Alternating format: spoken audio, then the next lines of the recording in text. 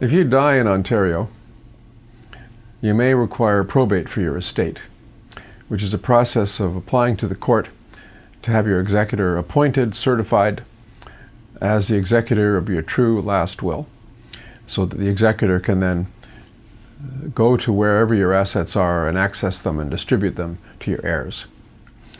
And in that event, you must state the value of your estate and pay probate tax or estate administration tax, which is 1.5% of your estate. So on $1 million, it would be $15,000. Now, this is not the moon and the stars, but if you can avoid it, then that is preferable, of course. And what I'm often asked is, typically 2 to 1 by a surviving mother, who is the second of a couple to pass, should I put my son, the executor, on title to the property, so that when I die it simply passes to him. Now you can see, of course, that if you're a homeowner in Toronto with $1 million home, this would be enticing. But the response is no, don't do that.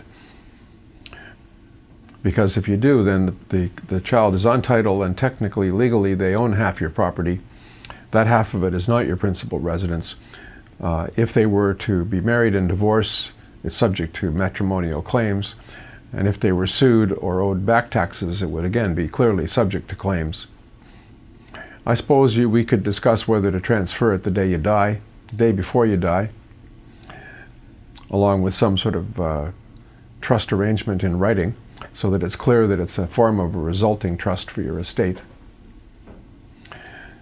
If you happen to have a corporation active, or where you have closed off the business but have retained in assets, investments, you should consider whether to have a primary and secondary will.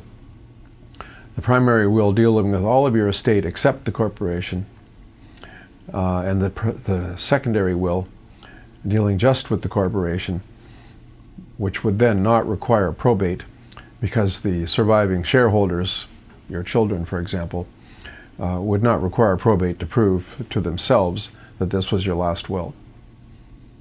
So these probate avoidance questions are going to become much more common as time goes by, and as the baby boomers continue to age and want to plan for their sizable assets to pass with the minimum of taxation. I'll be happy to discuss it with you.